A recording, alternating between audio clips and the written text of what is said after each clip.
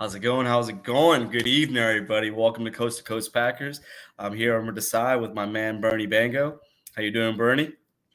I'm doing good, man. It's we got a nice rainy day here in Washington State after like 3 weeks of straight sunshine, and it's been a great day, man. That's what I'm talking about. Yeah, same here, man. Up here in Leesburg, Virginia, man. It's been weather was pretty good for the most part. I had a little bit of thunderstorm, but that went away. Canceled my kids' swim lessons for the night. So, but all in all, can't complain. It's a Monday, the case of the Mondays. But other than that, though, it's pretty good, man. It's been a fun last week of just training camp and updates and stuff like that. And I'm really excited for tonight. We were able to get a really, really special guest, a Packer alum, probably a Packer superstar in my eyes. He was a running back who came in at the right time. He was a undrafted free agent for the Giants. The Packers traded a 6th-round pick for him and came in 2007, took over the running back job after a couple guys got banged up, and really had some amazing, memorable games for us. Games against Seattle. I remember his game against Tennessee, and then had multiple seasons of really just leading the way and as our running back. And I don't think I can look at the number 25 and not think of Mr. Ryan Grant. And I'm really looking forward to have him on here, chop it up with us, and talk about everything that's going on in Green Bay, his thoughts on everything, and just even talk about stuff off of football too, because he is an extremely interesting follow on Twitter and on Instagram. And, man, he's just a real amazing dude. So I'm really looking forward to having him on here. So with no further ado, let's bring him in. What's up? What's up, fellas? Mr. Grant, how you doing? I'm doing all right. No complaints, man. I didn't realize you guys are literally on coast to coast. Holy smokes. Yeah, so the name came to us pretty naturally then. So yeah. Bernie, how are you a Packers fan? Are you from Washington? How's that work? Yeah. I grew up in the Wisconsin Rapids area, so I'm just like an hour and a half or almost 2 hours west of Green Bay. Then I joined the service out of high school, and I ended up all over the country and the world with the military. And gotcha. My wife and I landed here in Western Washington, man, and we love it. Sweet. All right. And I was born in Green Bay, Wisconsin. I used to tell people I was the only Indian born in Green Bay, and I met the other 5. Now I gotta say I'm one of 5 born in Green Bay. So basically born in Green Bay. I was there in probably like 4 or 5 years old, and then moved around a little bit, and then kind of ended up in Virginia, and was there for a while, and then went down to Louisiana. I lived in Louisiana, down in like Metairie area, which is about like 20 minutes out from New Orleans. Okay. I went to high school and college down there, and then came back up to Northern Virginia. So I'm like in Leesburg, so I'm not too far out from Ashburn and stuff like that. Okay, so. Yeah. So I've been everywhere, man.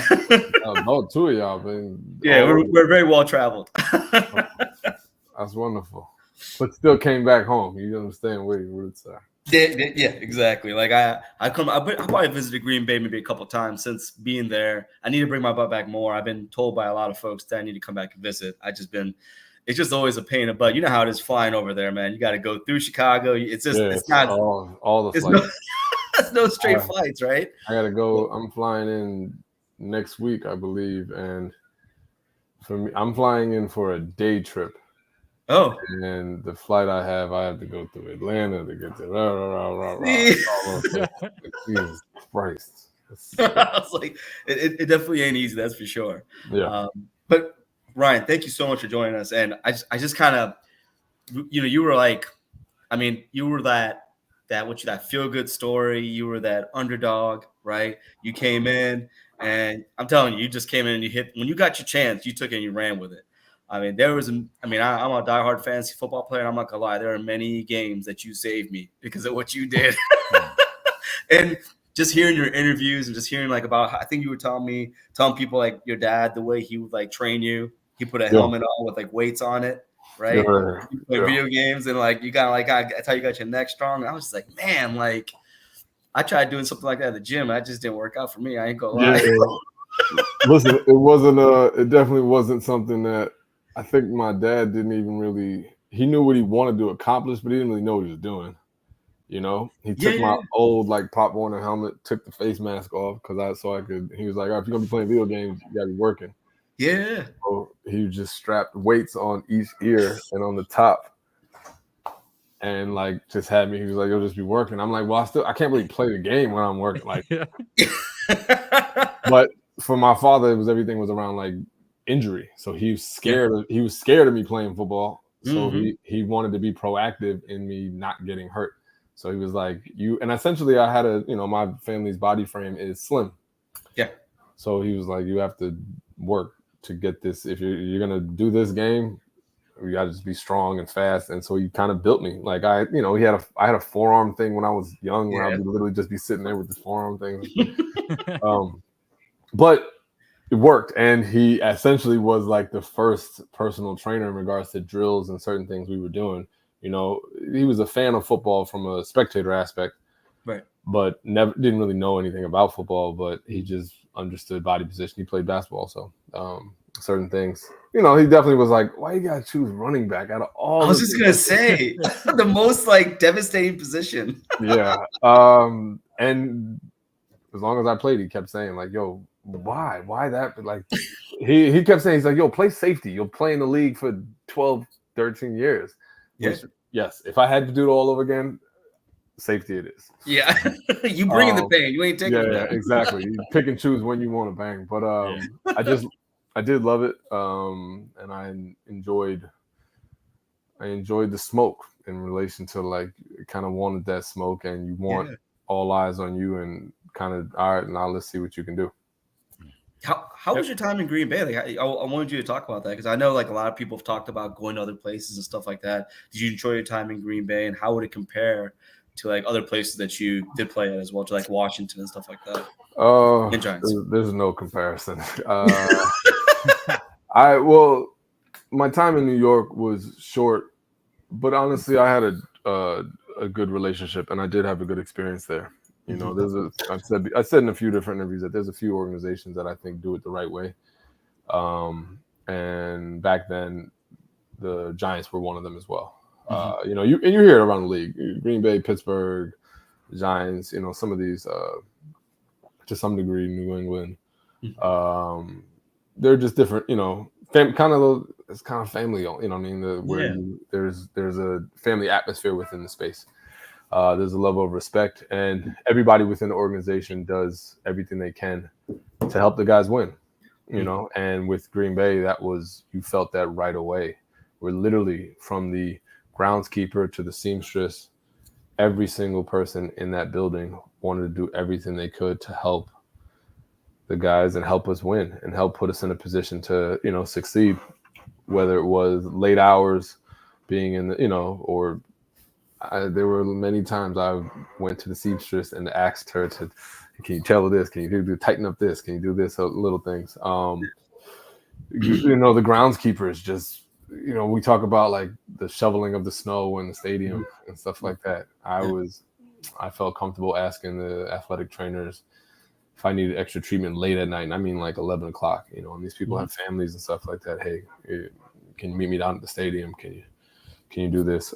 And it might be a different culture now. You know, I have heard it's a little different in the sense of the business aspect, and it did feel like a family though. It felt like everybody in the community, not just within the organization, you know, just was all on board to help us win. And I used to say, listen, we have no excuse not to win in Green Bay because there's no distractions, and literally everything is kind of rooted around us. So it's like, you know, it's not the norm, I'd say.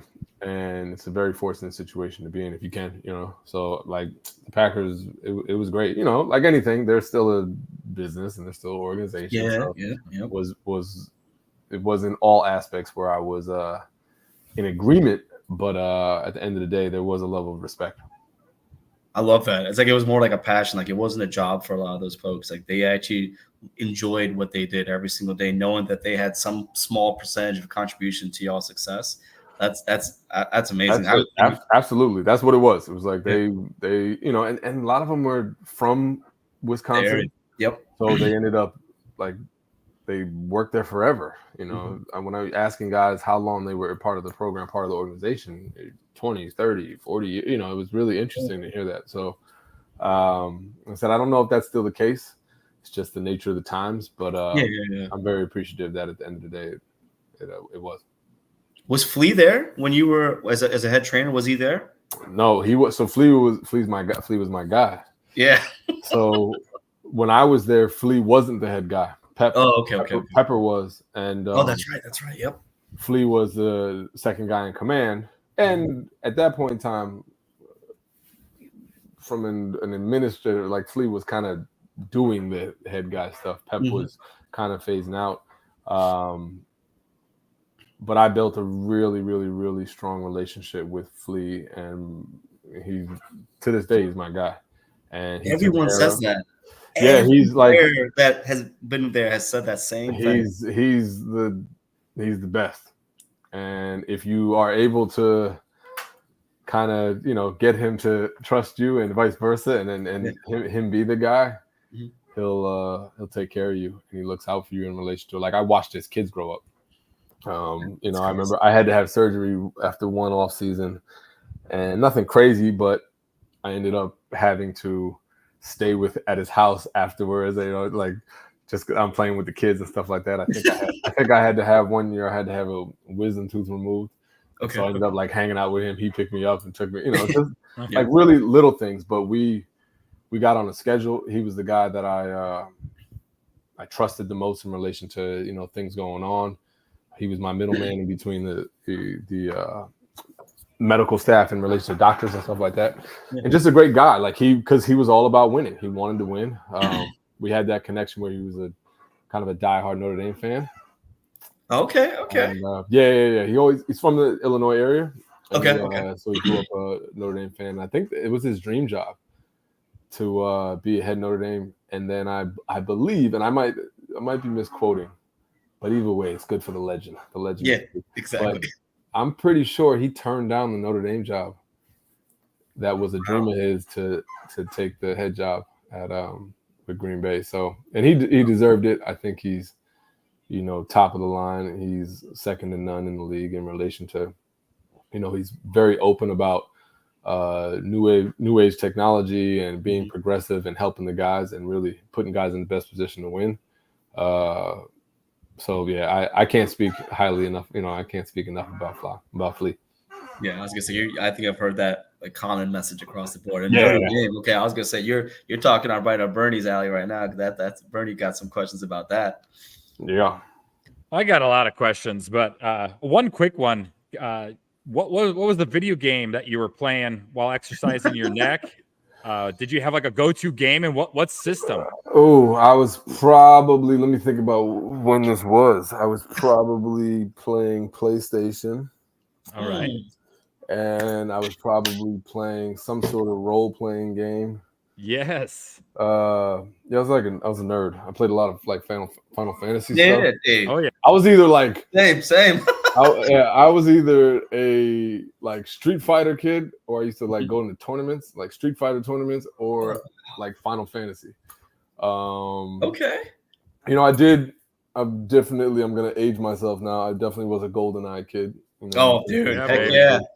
Boris and Oddjob, dog. Yeah, like to the point that I played so much GoldenEye that I ended up like building out a controller that I put felt on the pad so my thumb could be moved smoother and everything like that. Wow, that's taking it to a whole level. We were like customizing our controllers. But yeah, I'm trying to think around there, like those type of games and stuff like that. Whatever role playing games and shit like that was coming up at that time. Yeah. Right on.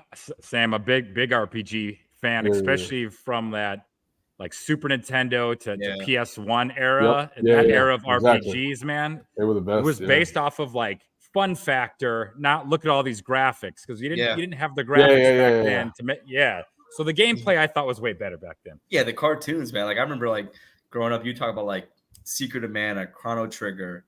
Like Chrono Trigger was Chrono Trigger was I haven't heard that in a long time. Yes, baby. That's the game. And then what was the other one? On PlayStation 1, it's called Shoikuden 1 and 2.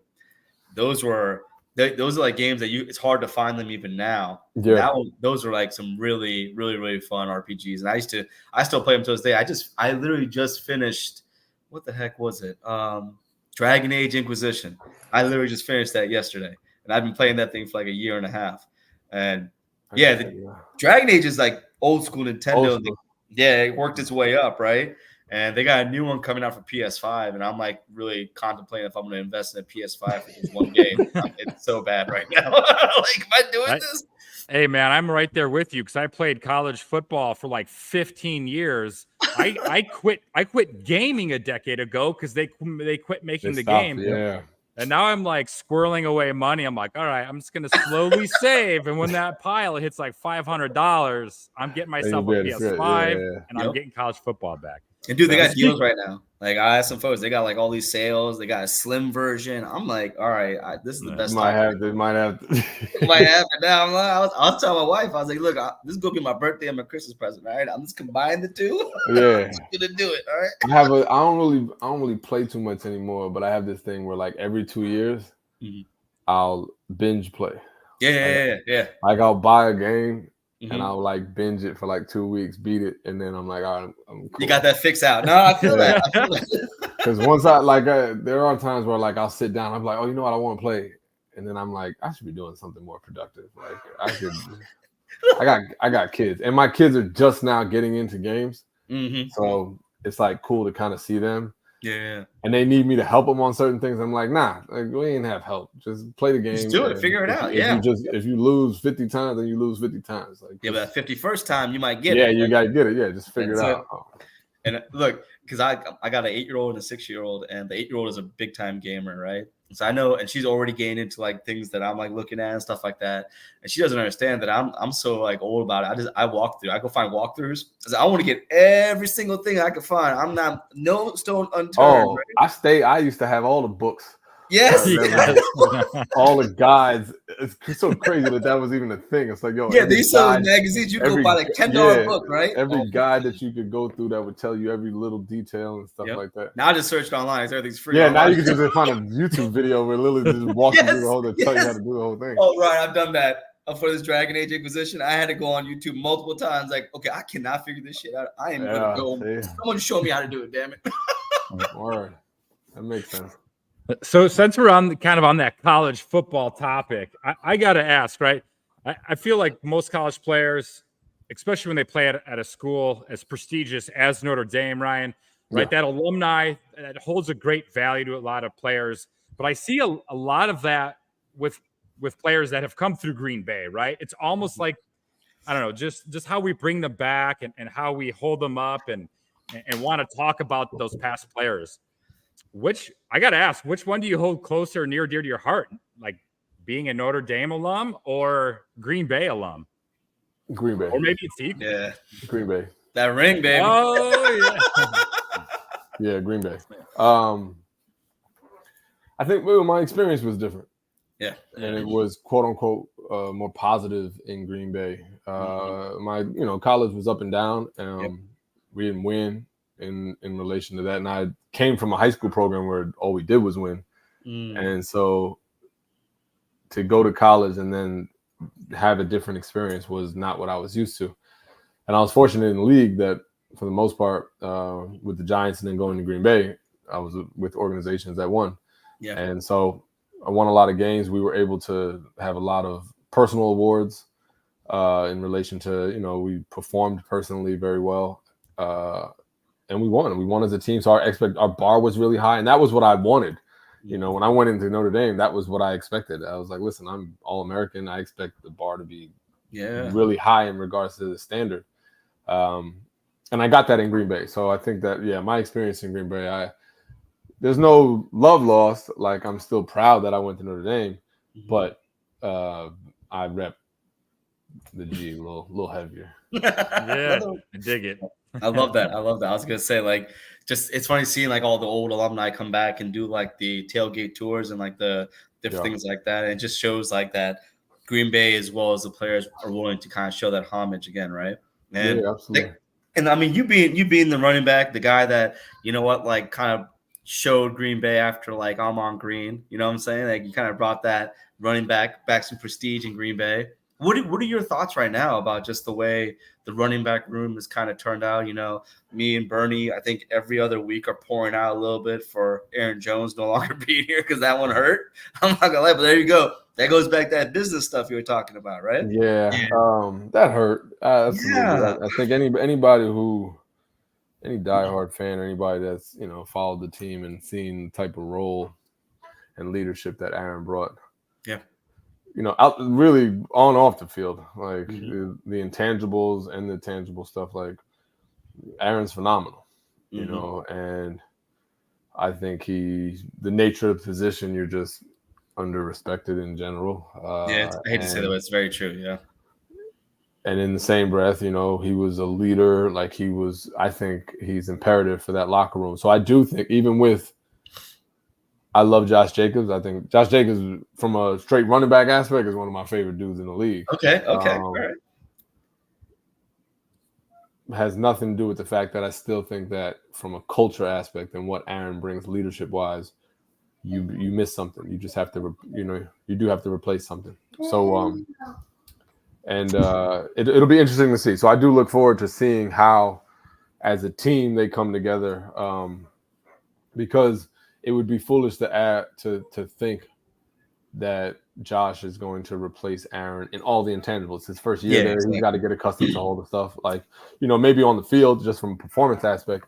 But overall, what Aaron meant to that entire, locker room is you're gonna see. And I hope that our guys come together and stuff like that. That's why it makes it so hard, because it's like, this dude is, right now, and especially right now, I think that the league is starting to learn the value of like locker room guys. Yeah, culture, I agree. And leadership.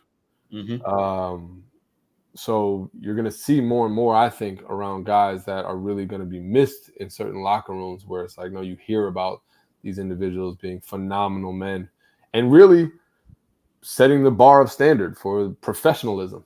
Yeah. Across, and that, because you got to understand, like, those are the things that take it to the next level in relation to, you look at, back in the day with the Patriots, everything that I've heard in regards to like Tom Brady, it's like, that they were all pros, and they just came to work. And that was our mentality in Green Bay. It was like, listen, we're pros in how we handle our business. Like, Mike never had to police the locker room. It's like, are you kidding me? Yeah. Like, if he has to come down here, that means already something's wrong. Yeah, exactly. You shouldn't have to get this. We have a bunch of, literally almost every position had a Pro Bowl, and had leadership. So it's like, no, we all know how to perform. We all know how to, get ourselves on track and realign if need be. So I'm curious to see how it's going to play out. I'm kind of, the bitter running back in me is not really kind of mad. I'm kind of like, okay with the fact he chose Minnesota. A little get back, dog. A little get back. Yeah. That's the running back in me. Well, yeah, the Packer in me hates it just because he's like, yeah. But I understand it, and but I do look forward, because I think Josh is a phenomenal talent. Like, Josh is crazy. I've been a big fan of him for years, so I look forward to seeing what they're gonna do. I don't think you can like put a price tag on those intangibles when you came to leadership, and that team being as young as it was last year, having a guy like Aaron Jones in that locker room, bringing when Wicks had that fumble in that Rams game, he's over here taking his head and putting it back up when he was all down on himself. Right. And those are things that you really can't pay for, right? Like, that's just stuff that are things you don't normally see. And then also, you don't see the things that are behind the scene. And my man even got like a G tattooed on his leg. I'm just saying, like, there's so much stuff there. But in the same breath, Josh Jacobs, like, hearing his story about all the adversity that he went through growing up as a kid, and his father and stuff, like the things that he had to go through to even get to where he was, I feel like he's going to have a different type of leadership, but it's going to be maybe, same kind of, like, you kind of hope it'll have the same impact, but it'll be coming from a different angle, right? Yeah. And talent wise, look, guy was like the rushing king 2 years out. Listen, I don't, from a performance aspect. Yeah. I don't have an issue. Like, I like Josh. I think it's a good fit. I'm looking forward to seeing what they do with him and what Matt does with him offense wise. Trying to give him some space. And, you got to say, he's not used to being with the program that is exactly winning, and that the standard is to win. So I try to tell folks, it's like, listen, I feel bad for Detroit. I feel bad for Minnesota in the sense that, like, last year I was excited for Detroit with an opportunity where I was like, damn, they had it. Yeah. Yep. They lost, but that was their window. Sorry. Yeah. I hate to say it. Like to go into NFC Championship game, go up 2 scores, and then to just slowly give it away. it was like Seattle 2014 for me all over. That's the nature of the beast. And I don't know if that window is going to come again for them. So, I'm excited just because I was just talking to my uncle the other day about like with everything that happened last year with the Packers. Yeah. It was about as overachieving, in my opinion, as you can get. And I think it was a great year for them to kind of just feel out Jordan, get a sense of where he went. I think he performed phenomenally. He had a couple games where it was, he showed his young aspect, but overall, it's like the kid literally certified bald. Yeah. And what they did to Dallas, I told all my friends I had a couple friends who are Dallas fans, and they were like, yo, you guys are going to get smoked. And I'm like, I don't know. I was like, it's either, I said, it might be a smoking, but it's either going to be the Packers smoke them or they do get smoked. Yeah. Because I was like, they're playing with house money. Exactly. I was like, so this is all basically, they shouldn't be here in the first place, Yep. And so now at this point in time, I hope that Matt just literally lays it all on the table and lets these guys play. And they're playing with fun, passion, with speed, and just getting after it. I said, because who cares? Like, if they lose, it's like, okay. I was like, and to be honest with you, they should have beat San Fran. Look, if Zach Tom don't get hurt, they won that game. Yeah, that's to me where it's like that was it. Nothing else. You should have got that game. Yeah. But I think, like I said, when that ends, they're in that locker room, and yes, they're pissed, they're angry, but they're feeling really good about the future to come. So we'll see, and it's a new year. None of that shit really matters. Yep. But hopefully I know that they're feeling good with what they have starting, and we'll see how it goes. Yeah, I was gonna say to you, your experience with Matt LaFleur, because you saw him kind of in his younger days when he was in Washington, right? Yeah. And like I saw all the young coaches, all the young guns, right? That whole that whole Shanahan tree. Yeah, Shanahan, LaFleur, and what's my guy's name? McVay. Yeah. McVay. Literally, I remember seeing McVay, and I was like, "Yo, who's this dude?" And they were like, "He's the tight ends coach." I was like, "What?" I was like, "Wait a minute, really?" And they're like, "Yeah, he's a tight ends coach." And then LaFleur was a quarterback coach, and Shanahan was an old head at that point. Like, he wasn't old, but he was the oldest at all. So it was interesting to see all those guys doing their thing, and how they coached, and I'm curious to see what the differences are now and how they coach and stuff like that. But they're all very deserving of everything they've gotten. Yeah, I was gonna say, because like you've seen like LaFleur's growth, right? And how are you thinking now with the fact that now he's a head coach, and he did take a team last year that had a lot of adversity and then pushed through it. How are you seeing his growth over that time from when you were with him to now? Well, roles. I think he's used to being with good players. He was coaching RG3.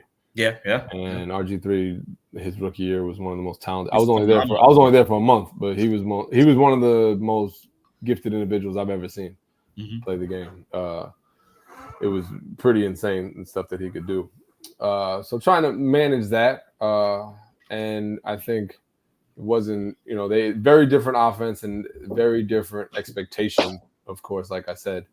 But he's prepared. I think he's, for the most part, gotten guys into a position where they're prepared to play these games, the big games that they are, and they've risen to the occasion. There's been a couple times where I felt like he got outcoached, but that's the nature. That's the nature of the game, and that happens. Yeah, their games around. One of them are Shanahan games. Where I feel like that's it. He might have his number. That in the that, bugaboo. Exactly, he might have that relationship. But overall, listen, I think he's done a great job. He's had the best in A-Rod, and then he's got this young stunner, Jordan. He hasn't, he's been given good pedigree. I'll tell you that. I mean, right? Like Rodgers to, you RG3, and then his time when he was the other teams too. Yeah. Like Tennessee, I don't hold against him because Tennessee kind of got a raw deal though. I feel like. Yeah, right? but honestly, I think that when you get, that's a testament to him as well.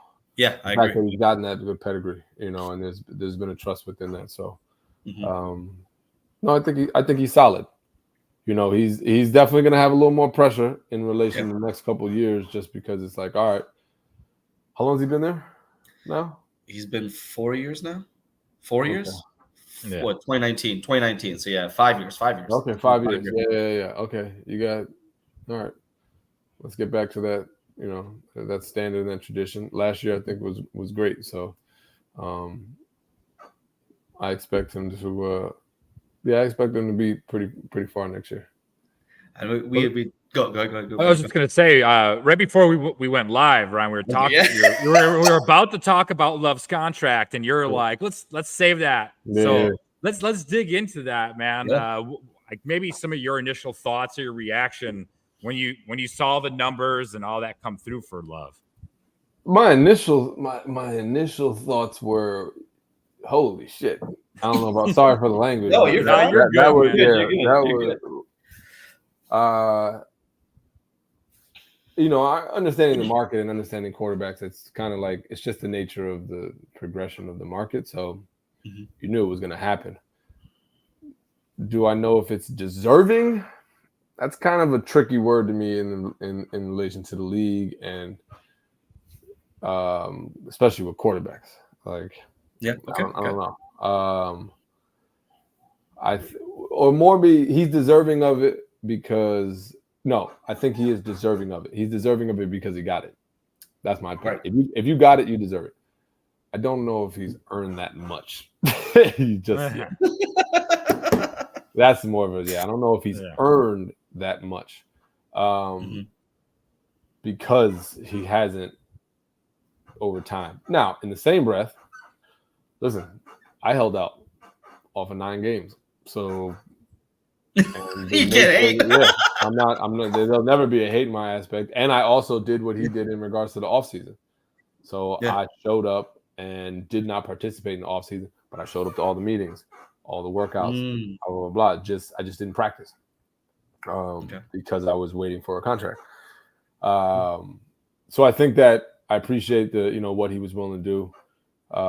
And how that looks, because it does show like, no, I'm here, I'm with the team, I'm doing everything, I'm showing up to all, I'm a part of everything. There's just has to be a protection, and that's, I think, anybody who's a fair thinking individual will recognize like, no, that's a protection for him while still honoring, the team and the work that needs to be done, because they do want to develop. Because I will say it can be easy, especially as much as he is. What is this, his 4th or 5th year? He's still young. He's still young. Yeah. He's still young from a leadership aspect. So he still needs to get on the same page with receivers and the offense and certain things. So every time, every practice helps. Every meeting helps. I will say it was a little different. Like, we had veterans on our squad where we were on the same page, left and right. So, and guys were still showing up to all of our practices and stuff like that. We didn't have guys that didn't show up. So I'm excited for him. I think this is, it's great for his family. It's great for him. It's great for the team, because now they can just kind of focus, and now he can just kind of be all the way locked in. He doesn't have to worry about that. And I think that the pressure of the performance will actually help him out. If you're a baller, you want that. You know what I mean? It's like, nah, you want that all eyes on me. Yeah, you want that because you feel like you can rise to the occasion. He's the quarterback for the Green Bay Packers for a reason. So I think he's deserving of it. Personally, I look forward to him earning it in all capacities and showing everybody like, no, this was the right decision, Yeah, I think that's great how you said that too, because they always say that when you get a contract like that, it's not always about what you've done, but it's about what you're going to do. Yeah. Right. And even though you do want to get paid for what you've done, right? But like you say in his case, like he had one starting season, right, with some mixed results in the beginning and then some just outstanding results in the back end. And so I'm with you. Like, I thought he deserved it. I know the money was crazy, but at the end of the day, it was like I didn't see David Miguel finding him to get any less money than like Trevor Lawrence. Exactly. That's what I said. It's a market value thing. It's a tricky situation where it's not really about like if you want to protect your organization, you want to solidify something, then everyone knows you're gonna have to pay out in the quarterback position. It's just the nature of what it is. Like, you're not gonna get anybody that you really think is worth a damn or has proven that they're worth a damn for not a lot of money. So it's like, because you got like the Daniel Jones who gets like $40 million a year, but what has he done? He hasn't That's what I'm saying. The moment, and nobody else cares. You know what? No. They see those type of situations. They're like, good for Daniel, because all that's going to do is just make it a Better higher for market for me. Exactly. So, and I like that. You know, it's not a.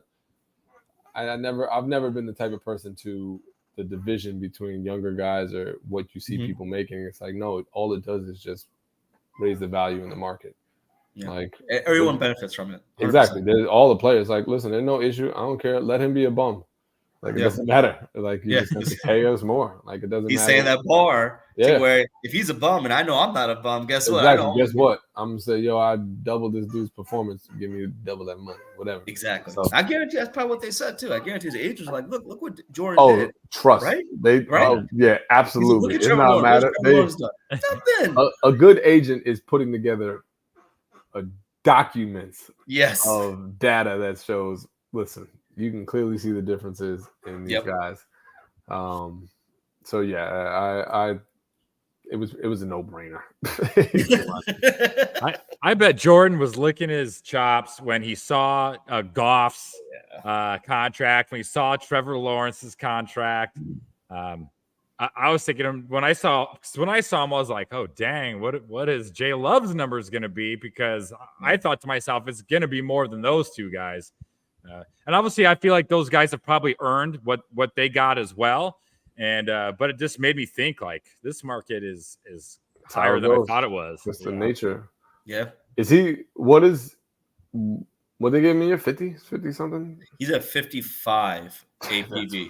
Yeah. Crazy. But what they did was they were smart where they gave him the largest signing bonus. So he gets like 25 now, 25 in October, 25 in December, right?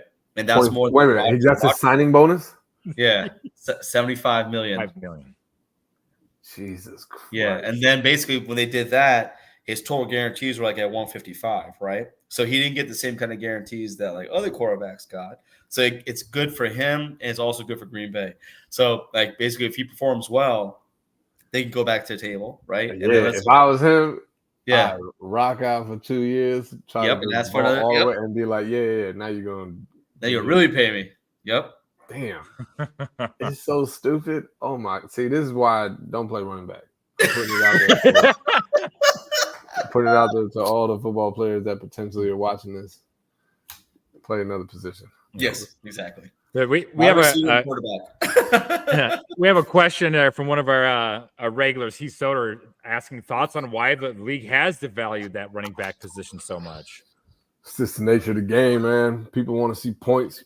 It's a high-flying sport, and because of the ways that the game has changed culturally with 7-on-7 passing games, and also with safety, you know, people want to see 40-point games. Like people don't want to see these dogfights that are 10-7 and stuff like that. So because of that, they're going to promote the game from a cultural aspect and from a rule aspect that puts people in the best positions to actually score points.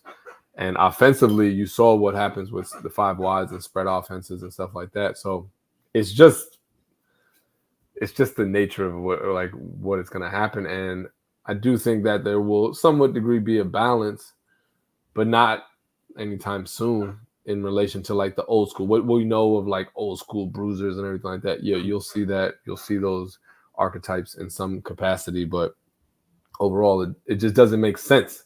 And it doesn't make sense in relation to the way you can win, the way you need to win, to have that. Like, I think running back by committee is the future in the way they're going to look at it, in the way that they're going to just see value. They don't need, you look at the way running backs are because we don't last very long.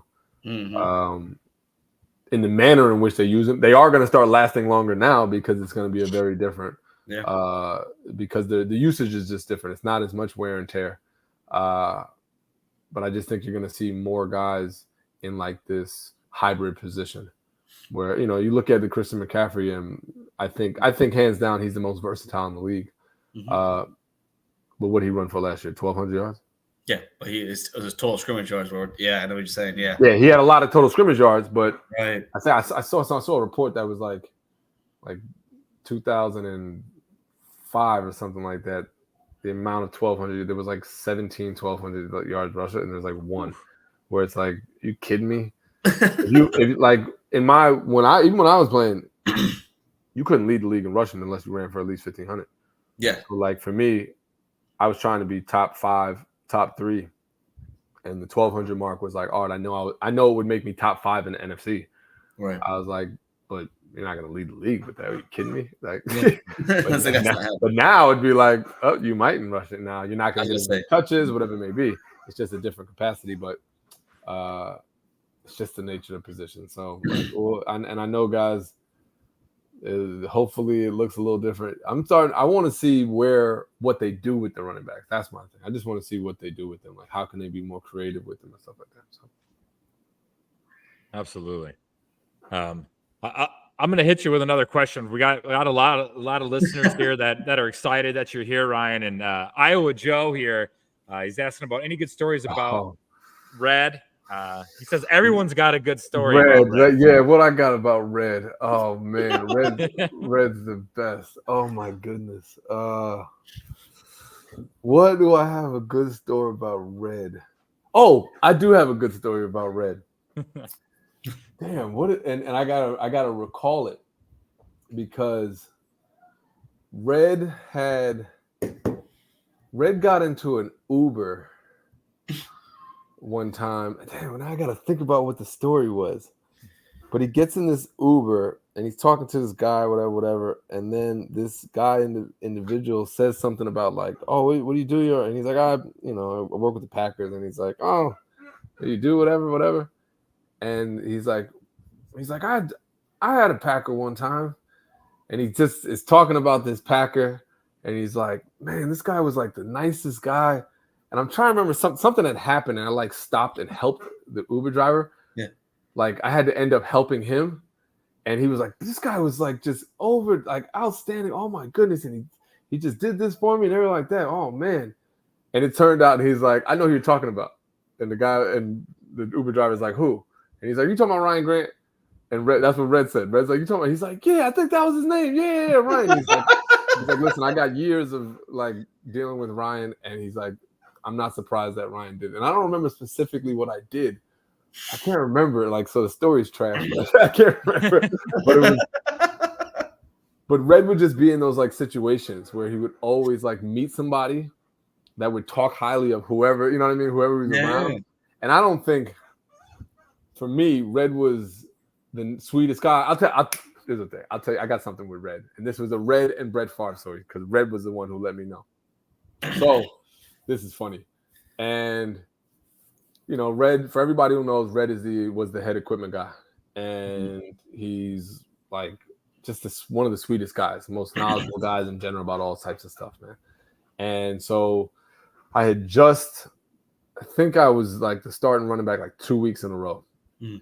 So we're after practice, we're coming back to the facility, and Red goes to me, hey, Ryan, what are you doing for lunch? We're getting ready to play Monday night.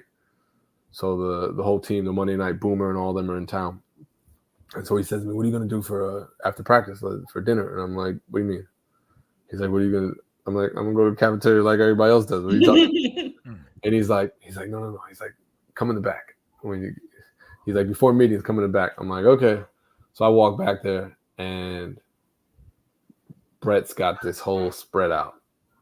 He's got a chef cooking all these different dishes. And the whole Monday night team is there, and he's sitting there and everything like that. Cliffy, Tausch, Drive, all the starters, all the guys are back there. I walk in, and Red is like, "Come on, Ryan, come on." He's like politely, and Brett's like, "Oh yeah, come on, Ryan, like you earned this." So I was like, "Damn, this is what y'all be eating? How y'all eat?" And he's like, "Yeah." He's like, Brett looks out for us, and then gets stuff. So that was one of those things where Red said to me, he was like, "You've earned this, Ryan, and now you're a part of this club." He's like, "You're a part of this club." He looked out for me. But Red's just known for like one of the sweetest individuals in the building. Like literally, he talk about like giving tours or looking out for family members, whatever people need. He would always go above and beyond. I think he left, right? Yeah, he retired. Yeah, I think he just retired. Yeah. So talk about somebody being missed, and there's no doubt no one can replace him from a cultural aspect in that building, because there's so much history and memories and stories. So it's funny, man. It is kind of like the tide is changing, and some of these old faces that I learned, when I got there, they were already there, and I just got a chance to really experience them. It's I'm kind of sad that all those folks are their time is up, but I think that added to the culture there. It added to our relationships, and it just added to and helped us win. Like Red hooked me up with he built my pads. We would tailor anything I asked. Red was like, nah, do this. I had to have one time, I had separated my SC joint. And so I had to have a hole dug in my shoulder pads, and Red was tailoring all types of stuff. We would test out new gear for the cold. Red would, we would test out scuba gloves, all types of. My favorite thing is because of different cold. When we played, to this day, the best jersey, and I don't care what anybody says, they'll all say this. In 2007, we had, the cold game against Seattle and the cold game against the Giants. Yeah. We kept trying to figure out how to make these jerseys like we're warm, and they built a basically hand warmer inside my jersey. So that it was stitched in my jersey, so I could literally just stick my hands in my jersey and it would keep warm. Wow. It was to this day, it was the best design I've ever seen. And I'm like, and I'm sure somebody else has done that, but it was just Red every day, just trying to work and see how he could actually like fix this stuff. So that's just a testament, man. This guy went above and beyond for everybody. So talk about a legend, and he literally represents the Packers in all capacity. Yeah, he's another guy that they can't stop talking about. I think he used to write like stats. Like he used to write stats on like people's on their like tape and stuff like that about what they're gonna do that game. The illest stuff. Yeah. You never had to worry about like keeping a game ball or keeping a ball if you needed to score it. He would literally keep everything. I actually don't know how the hell he did this, but he kept track of everyone.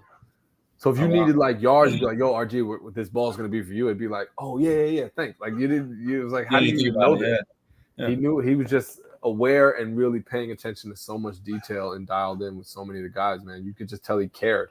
He really cared about what he's doing. Matter of fact, I'll tell you, when I got to Washington, the first thing the equipment managers say were like, "You were Red? Oh man, they were. It was like he was a legend. He was well known." Yeah, and I'm like, dude, what the fuck? Like I gotta get ready to fight you over here. Like the equipment guy. Yeah, you over there jocking this guy. Like, come on. Like, I gotta. But that just shows a testament to the type of guy he was. His reputation preceded him. That's amazing. Absolutely. They got to get him in the Packers Hall of Fame, right? He's not already there. They have to. I don't know. They'll figure out a way. I have no idea how that works, but they have to. They got to make sure that they've got other people like that. I feel like they've done that for people that were non-players. Yeah, 1,000%. He is the representation of that Packer spirit. So I think any player would recommend and would speak on his behalf for that. Hell yeah, man! That's what I'm talking about. Right on.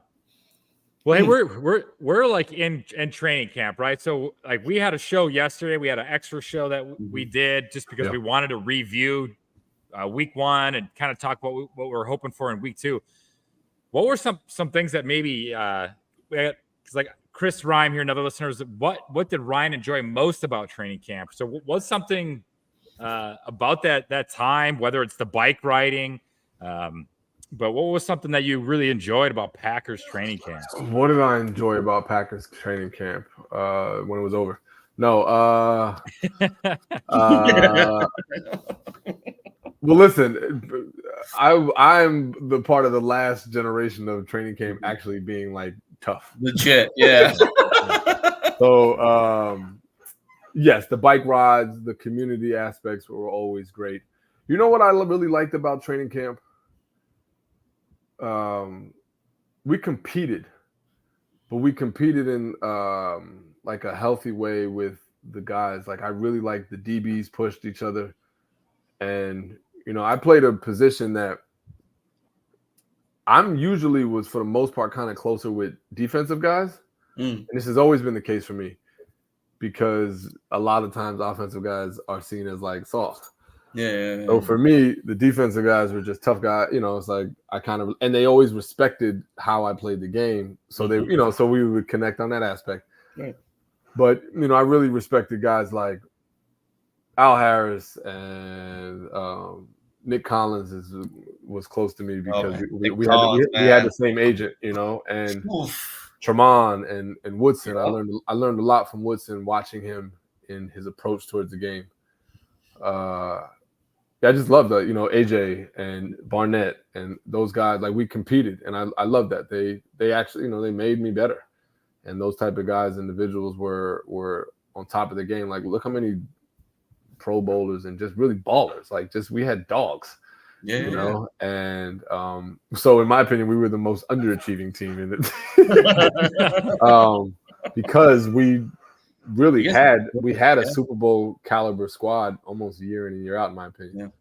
And then let alone what we had on offense, weapon wise. So it was nasty. I like that we competed, and you know, we knew position wise that if you gone down the line, we felt like we were just better than everybody. And in training camp, it felt good to kind of, you know, you always get tired of hitting the same, you know, hitting your own guys and everything like that. You want to, but I did like that we got a chance to compete. And to be honest with you, you know, I got out of 2 training camps with the Packers. Because of the contract? Almost 3. Well, I got traded in late. I got traded in the first day of the regular season in 2007. Right, 08, I held out. Okay, yeah. So people forget about that. I held out in 08 and I went under the radar because of the whole Brett Favre, Aaron Rodgers. Oh yeah, that's right. Yeah. So I missed the first 2 weeks of training camp for that. I was there in 09. I was there in 10. And then in 11. So I had and then I missed it in 12 because I didn't resign until later on. Yeah, you came late. Yeah, you came late. I didn't resign until later on in 12. So I actually had it easy when it came to training camp. But I also know the moment I left, I had a conversation with Mercedes. And Mercedes Lewis is a friend of mine, and he's out here in LA. Oh, nice. And so another guy that I miss. Another guy. Yeah. And he was a locker room, a cultural guy, like, you know, a real true leader. And I remember talking with him, and he was like, RG, man, he's like, you could have played forever. He's like, in this new culture. Yeah. And I was like, I'm sure, dude. And he was like, yo, we don't even do 9-on-7.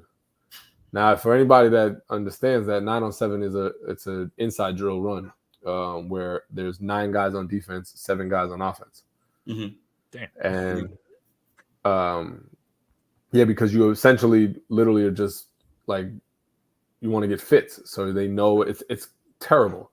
It's a fucking terrible drill especially for running backs, because they know you're running the ball. You only can run the ball. Yeah.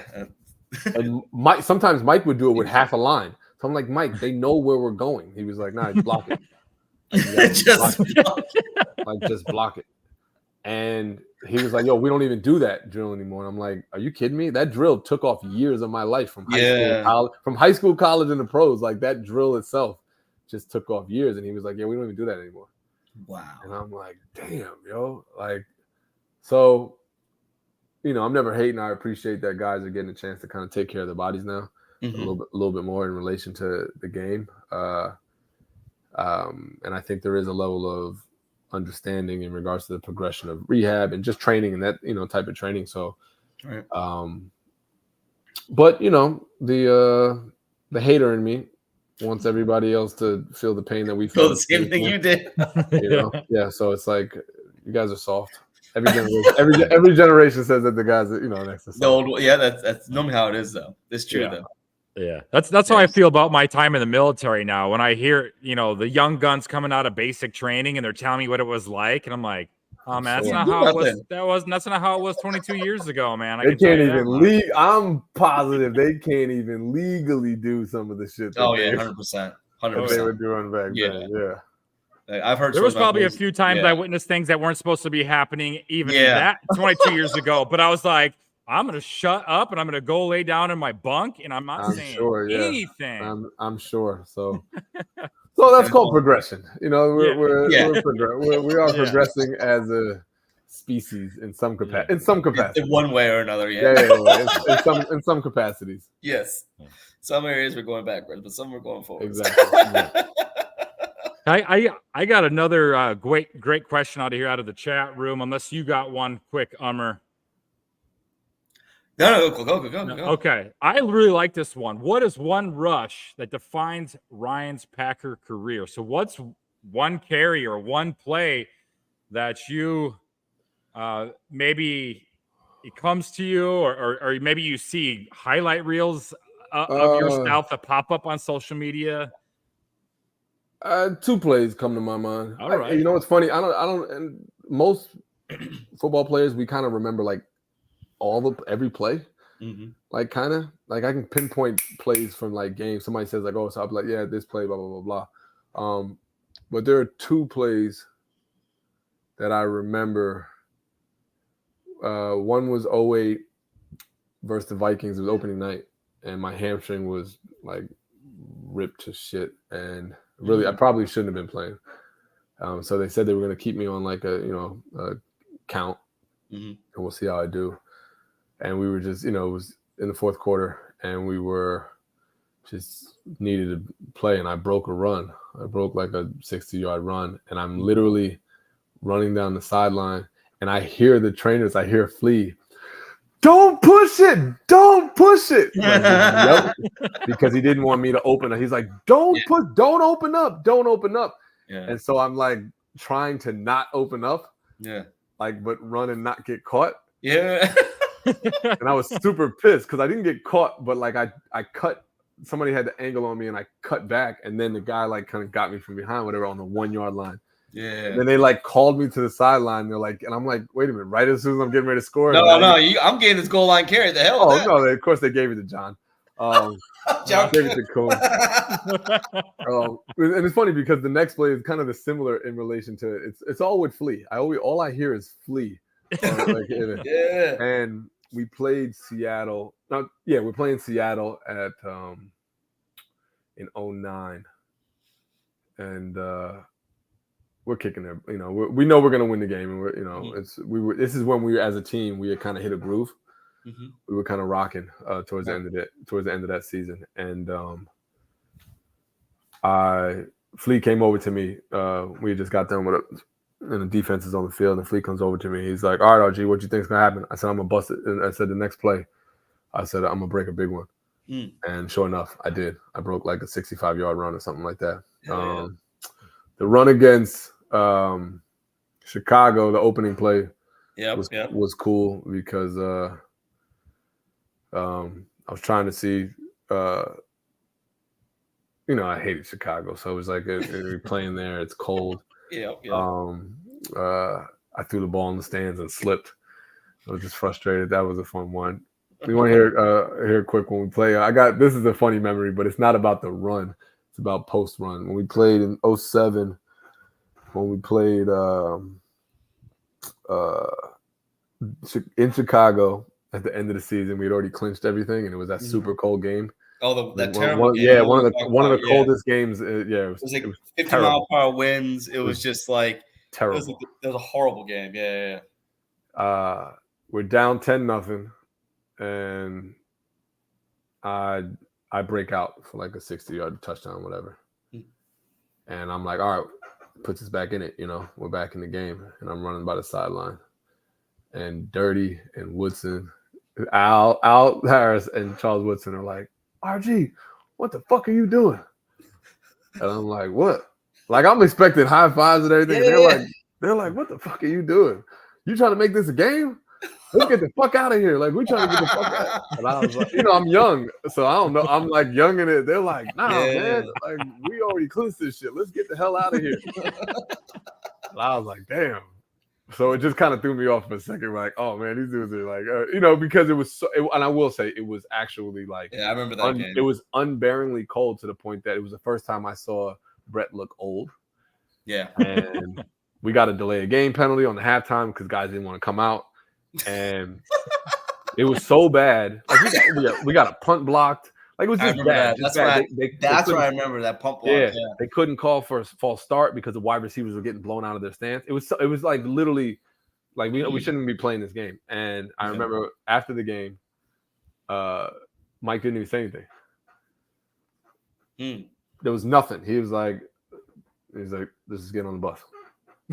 That was it. It was because it was like he's like, no. yeah, it was like you can't even. Yeah, it was such a bad performance across the board. It was like, just get on the bus.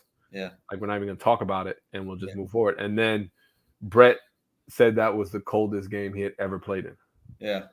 And I was like, if he's saying that, Brett played 100 years. So I was like, if he's saying that, he plays like -30 below. Yeah, then you know it's cold. And so we didn't do too well in the cold games.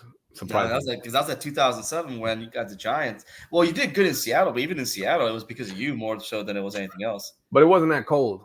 Yeah, it was just snowing. It was just snowing. It was just you couldn't see, but it wasn't cold. Yeah. If it's snowing, it's not that cold. If it's snowing out there, it's not that cold. I tell people that. That's like true. People don't. I'm like, listen, if there's precipitation, it can't get that cold. Right. So.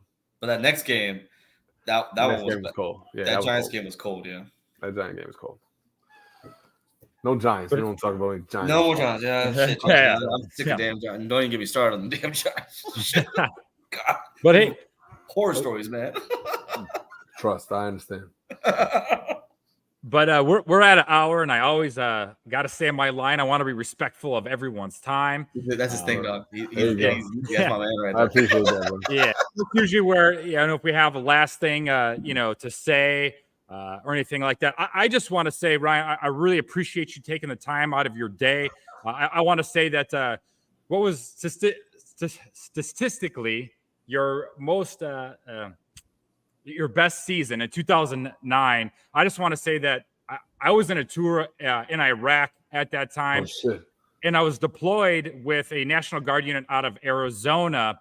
And I was watching the whole season over there. And man, you guys played a hell of a season late in the season. Arizona, really? Yeah, dude. And so then that fucking playoff game, dude. And I'm sitting there with like 50 freaking Arizona Guard soldiers, and they were all giving me a hard time. But I also just want to say thank you. It was a flag. That shit was a clear fucking flag. 100%. Like, and nothing. That was honestly one of the hardest losses for me because we felt like we were one of the best teams going in. And I talked to Mike. I talked to Mike after that game for a while. Yeah, and he was like, "Damn, we just felt like we were one of the best teams going into the tournament." Yeah. And we just got in a hole. Yeah. We just got to, and it's funny. I haven't seen it. I was mic'd up that game. Were you really? Yeah. Oh, man. So there's a lot of motherfuckers. That's why we haven't heard it. I'm dropping a lot of F-bombs and everything early on. There's a lot of MFs in that. We need to find that footage. Yeah. You know what? I gotta find it because I've seen part of it. Like years ago, I saw part of it, but I gotta ask NFL Films to see if they can give that to me. But that was tough, man. Especially when we fought back. Yeah. And we honestly, it was a fucking flag, but whatever. Yeah, exactly. Like you sound like us as fans, man. They were like the way we complain about games sometimes. I like you. I know you guys as players like probably feel the same way too. It's like there's just times we watch and you're just like, there's no way they just did not call that, right? And I know you guys are literally on the sideline seeing this shit happen, right? Just like we are. And you guys probably want to grab that ref and just wring his neck. Like, what are you looking at, dog? That's what you want. Yeah. Inside, there are some things that we wanted to do to some that rage that are like, are you kidding me? Yeah. But it's just it is what it is. They're humans, and you see it. You see it show up. Yeah.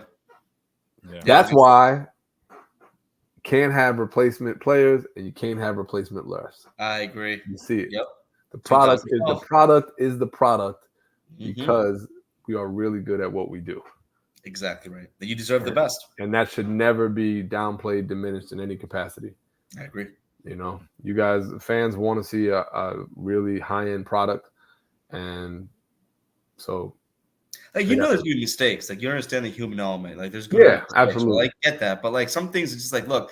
No, some of the stuff is like, what the fuck? What am I watching right now? Like, what are you doing out here, man? Like, like, I don't believe in the whole scriptwriter thing, but sometimes I'm just always like, damn, like this shit just seems way too, it just seems this. There's too many moving parts for it to be a script. in my opinion.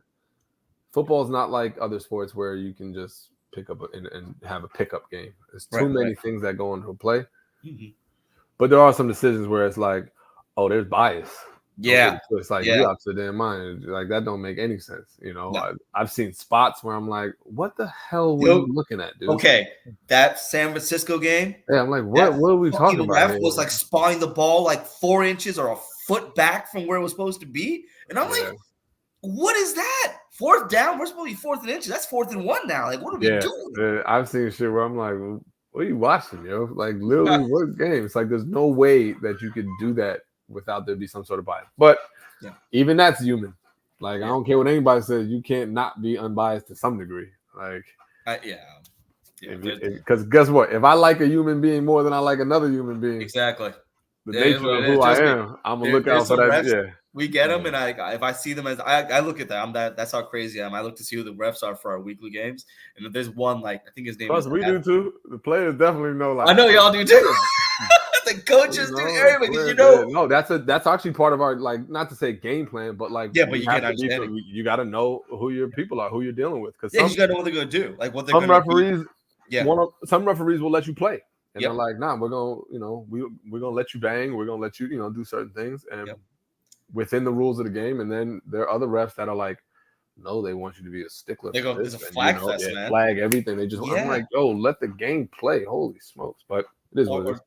They got this guy Kemp. I think it's Adam Kemp or some shit like that, dude. Oh my god! Every time I see his ass on our team, I'm like, for our games, I'm like, fuck it. I don't even want to watch it. I'm gonna watch it. I'm gonna be mad as hell. I don't know. He gonna call some stupid ass shit. And gonna be always against Green Bay. I was like, he's a Vikings fan.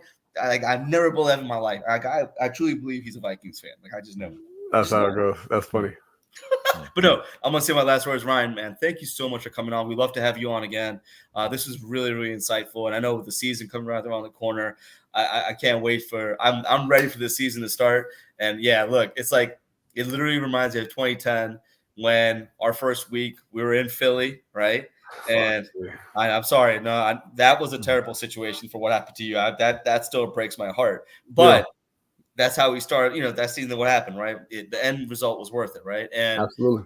And so maybe we'll get some of that good juju this year, right? Starting out again against Philly. Yeah, I think they're going to be just fine. I think they're going to surprise some folks. I do think that they're going to be tested, and that's what you want. Like, you want a squad that's, what do they call adversity. Been through it, yeah. Yeah, they're built tough based upon how they've been tested and how they've responded. Right. So I look forward. They got some killers on offense. They got some weapons. I look for I like Nixon a lot, so I love that he's wearing 2-5. I like Jair is a dog. Jair's a beast, man. Yeah, Jair is a dog. I like what they got. We even talked about defense. We didn't have anything. I look. Gary's from my area. He's from the crib. So nice. Yeah, he's from Inglewood. They're dogs, man. I like Clark, Kenny. Like I think that Kenny Clark's dude. His contract. I was like, yes. I look forward to like seeing them ball, and they seem like they're tight as a unit. And that's really important.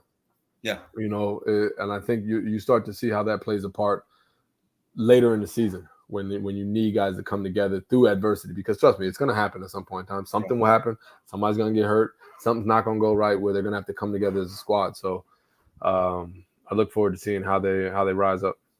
Yeah, we saw that last year, right? And I think like for them to get through that and to end up where they did, this team is built the right way, and like you said, like. With the right folks and right people kind of coaching it up. So I'm looking forward to that. But Ryan, man, thank you so much for coming on, man. You're absolutely amazing. And look, I'm telling you right now, you better just get ready. I'm going to be in the next 4 or 5 weeks. We're probably going to ask you to come back on again. Whatever you need, boss. You got it, man. Appreciate you, man. Thank you so much. All right, Bernie. All right, man. You got it, folks. Go Pack. Peace. All right, man. All right, man. There you have it. Oh, man. That's our first football player here on Coast to Coast Packers. So I can't thank Ryan enough. Yep. Just all that insight and still just a class act and professional, man. How he was talking about how we were professionals. I was just like, dang, man, you still have, he's still an absolute professional there.